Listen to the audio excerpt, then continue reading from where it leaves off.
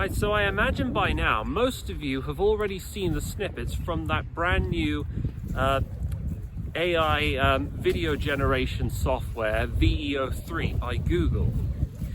And I have to say, a lot of these videos, they are frankly astonishing.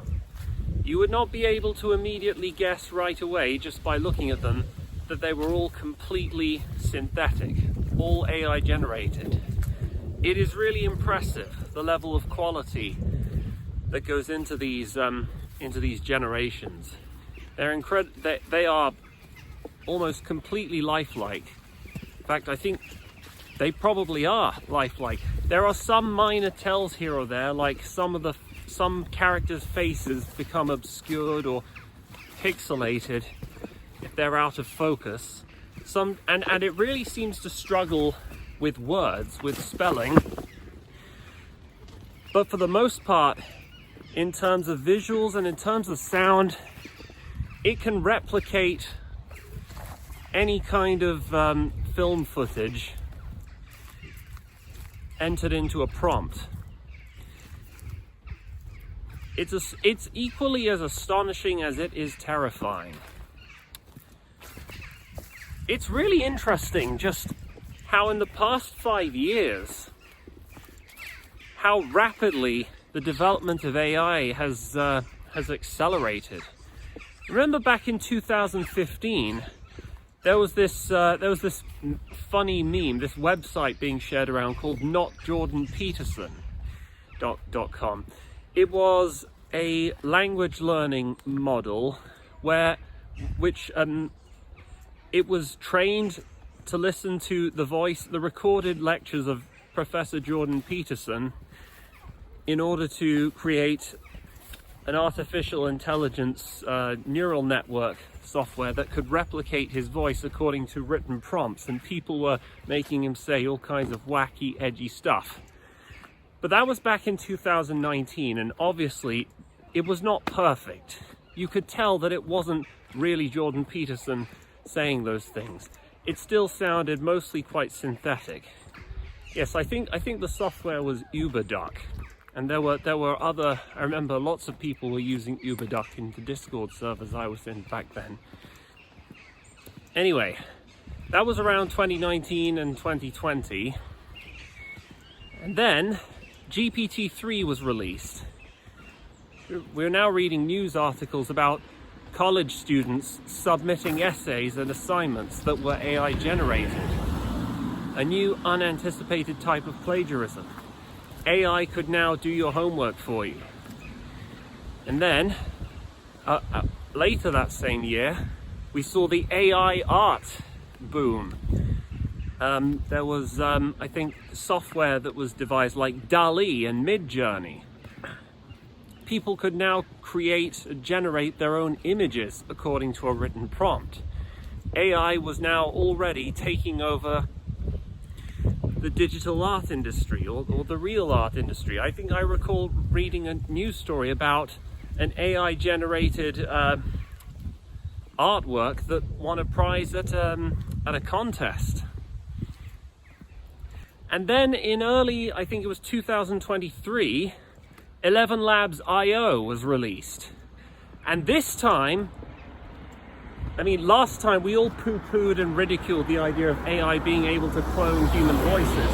But now, with 11 Labs IO, but by this time, with 11 Labs IO being released, now it could do it perfectly. And you wouldn't easily be able to tell the difference. I remember having plenty of fun with that.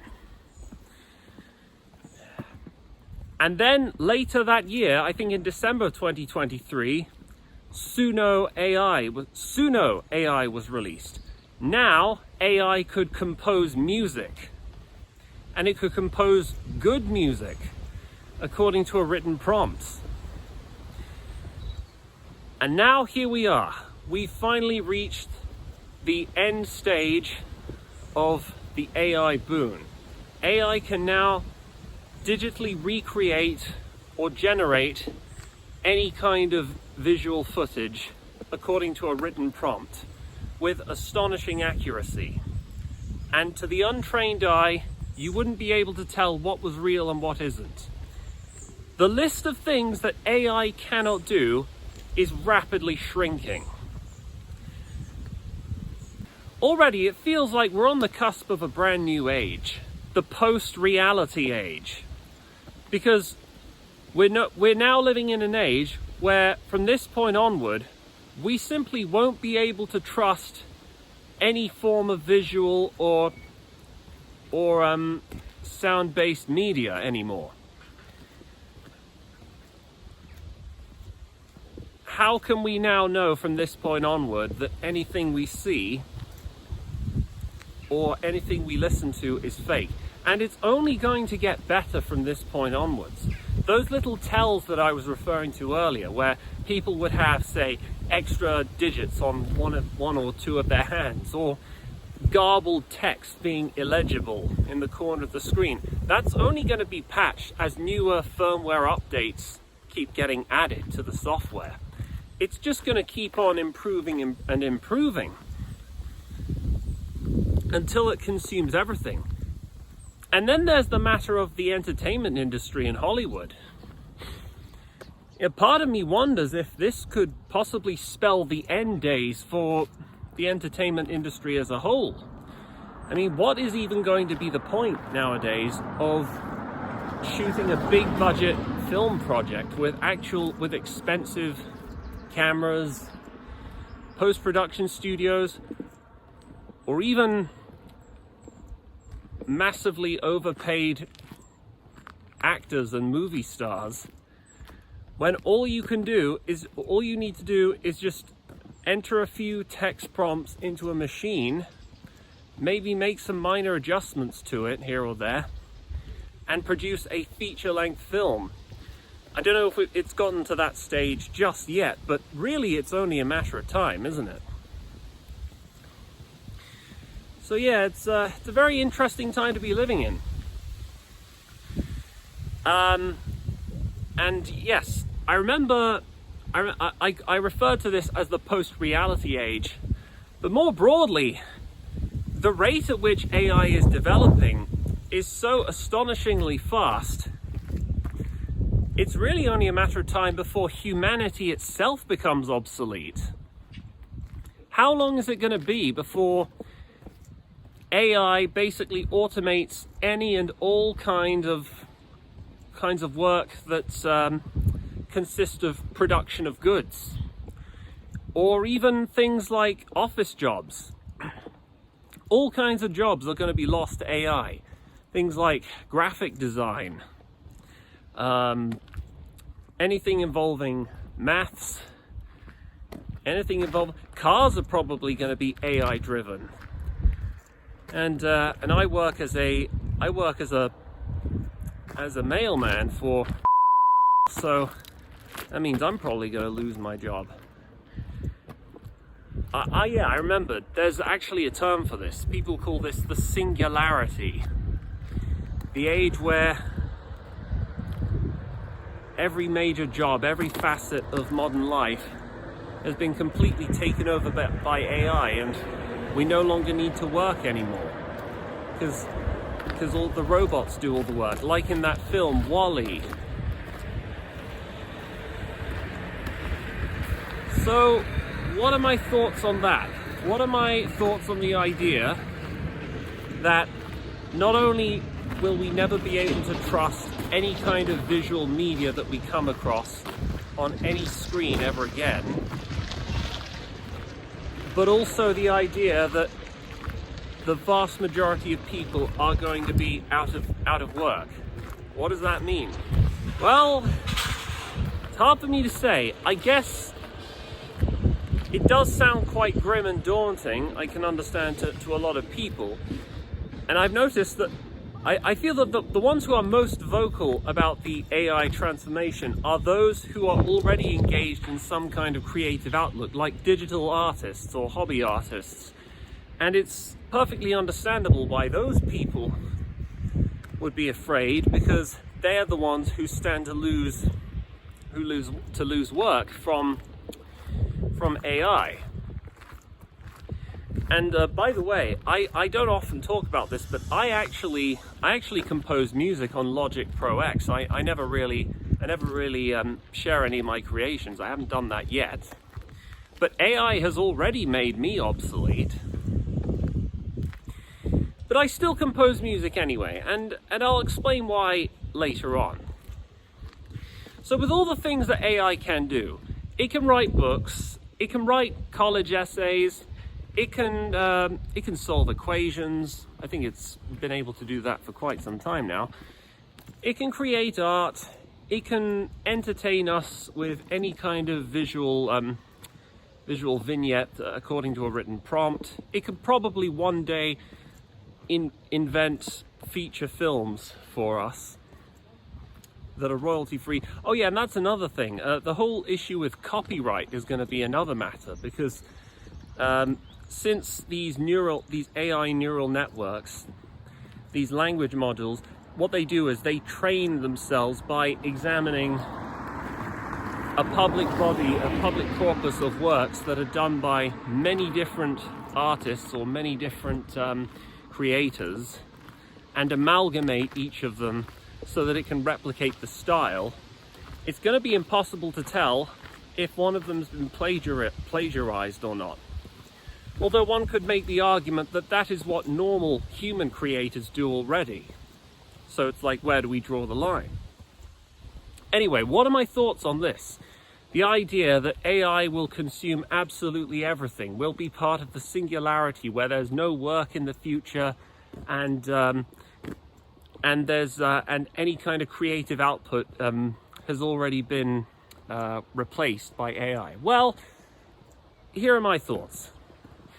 So, on the topic of concerning AI making all work obsolete, the idea of us living in a post-industrial environment, I'm very much on board with that. You know, I've never really been a huge fan of work. Most good quality jobs that we used to have, things like working in factories or mining for coal and stuff, these were really important jobs that were vital to the economy. And by taking part in these jobs, not only did they pay you decent wages, but also they were important and they were meaningful, because we needed people to get coal, and if we didn't have any coal, we couldn't power electricity, things like that. But those jobs have already been offshored to poorer countries because of our shit government. So really, the only jobs we have currently are these meaningless minimum wage jobs, like serving coffee in Costa, or customer service jobs. And I spent the better part of a decade working those jobs, and I'm honestly burnt out. To tell you, if we get to a day and age where we have AI human robots or humanoid interfaces taking over those companies, serving all people 24 hours a day without getting tired, it's like, I don't really care. And one other reason why, I'm especially looking forward to hearing about this, is because the AI explosion, the hypothetical AI singularity, which we will reach, it's a question of whether we will get to this, when we will get to the singularity, not whether we will or won't. Will it be this decade, or will it be sometime the 2030s? I don't think it'll happen this decade. But anyway, when this happens, this is going to result in an explosion of hyper-productivity. So the thing you've got to understand is the Industrial Revolution was a really interesting time, because there was a before and an after the Industrial Revolution. So before the Industrial Revolution, there was a finite set of resources and a finite amount of food and goods and services that could be produced by a primarily agrarian economy, and that's what most countries around the world were. And it used to be the case that people who were, living, who lived on farms, they would produce enough food to sustain themselves, and they would have more and more children. And they would have more and more children until it got to the point where there were too many mouths to feed and not enough food to sustain the population that had been booming. And often this would be accompanied by, say, a famine or blight. And this would result in starvation and disease and a population bust. And this was actually what happened to Ireland in the early 19th century. This was the Great Potato Famine.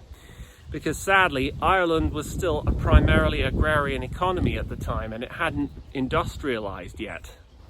So hundreds of thousands or millions, I don't know the exact number, starved to death because their one prime export was the potato, and they couldn't grow any more potatoes. But anyway, what I referred to just now, that was called the Malthusian cycle, or the Malthusian trap. But the Industrial Revolution, with the technological advances that it brought, it added such a surplus of value and wealth to the economy that for the first time in history, humanity was able to break through the Malthusian cycle. And as a consequence of this, the population of England exploded, and we reached tens of millions by the latter half of the 19th century. And it was partly a consequence of this population boom that helped the English and the British later conquer the world with their excessive numbers of young men. And this was something that was only possible with the Industrial Revolution. Also, adding to that, the prices of goods and services just fell down dramatically, because for the first time, it used to be the case that textiles, clothing, was manually crotched or sewn together by hand. And obviously, humans can only produce so many clothes over the span of a day. But now they were being mass-produced in factories, which made so much more of them in such less time. So their value went down, and people could afford to have more of them. So this meant also, not only did this mean people were surviving longer, and people were able to accommodate larger families, but also the prices of goods and services went down. So this meant a rise in living standards. And this all happened as a result of the Industrial Revolution. Now, bearing that in mind, what do you think AI is going to do when we reach this hypothetical singularity? Well, it's basically going to be like a second industrial revolution. It's gonna mean an age where all human employees, all human personnel who produce goods and services are going to be replaced by machines who never get tired, who don't need feeding, other than perhaps the odd maintenance here and there, who won't campaign for things like higher wages or go on strike or anything like that, who can produce a uniform array of goods and services day after day after day without tiring.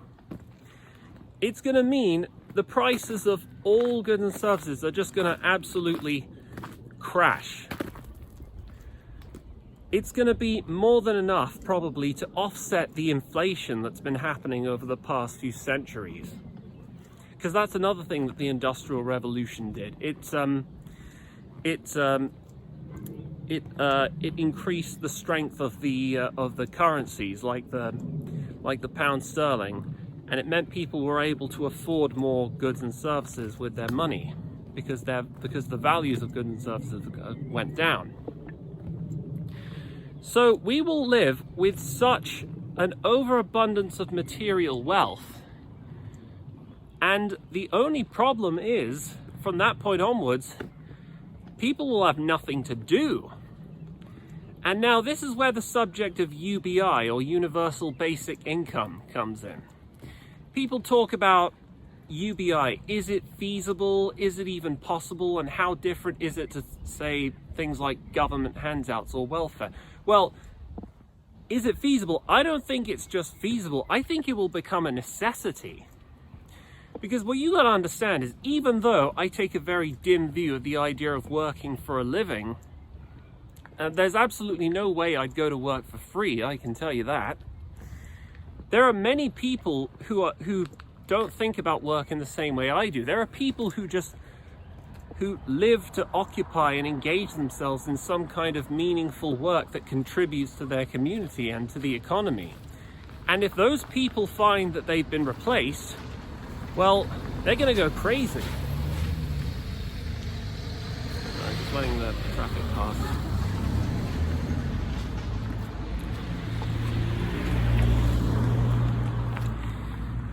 It reminds me, there's one guy who I visit often on my mail route. He's an entrepreneur. Originally he's from Russia. Well, he was born in the Soviet Union. And he's had so many different jobs through the course of his life. He once worked as an investment banker, and he's worked all kinds of interesting jobs here and there.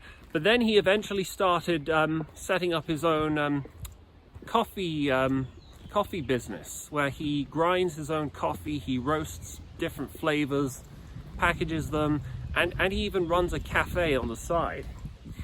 And one thing he told me that was very interesting was that back in 2020, at the time of the pandemic, his mental health had never been that good.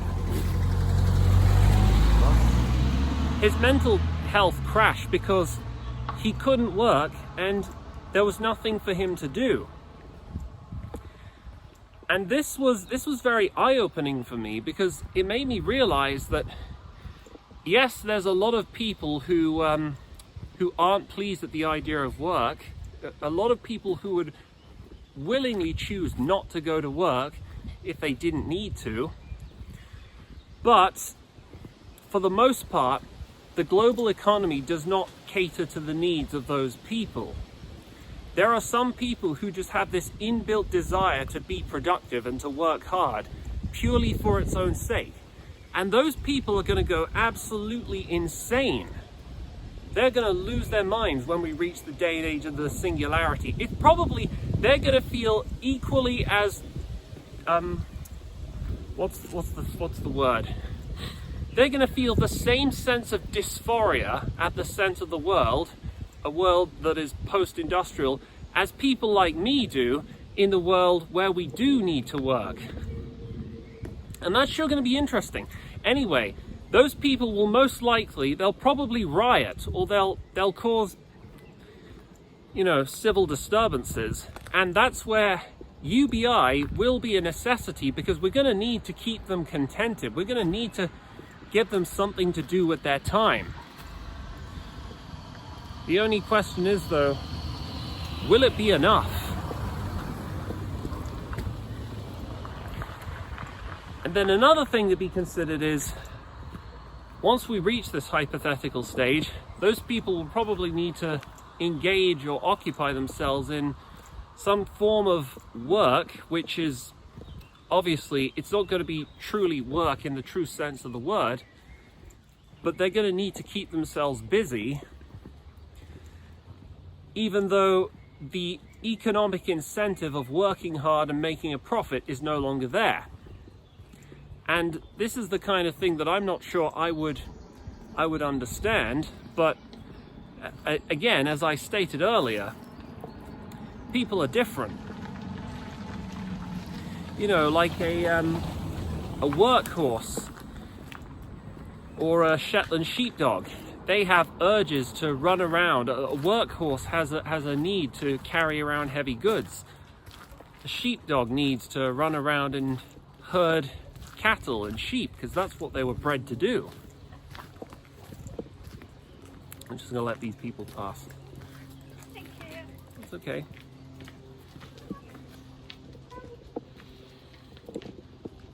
So, all in all, it's going to be a very interesting. It's going to be a very interesting age.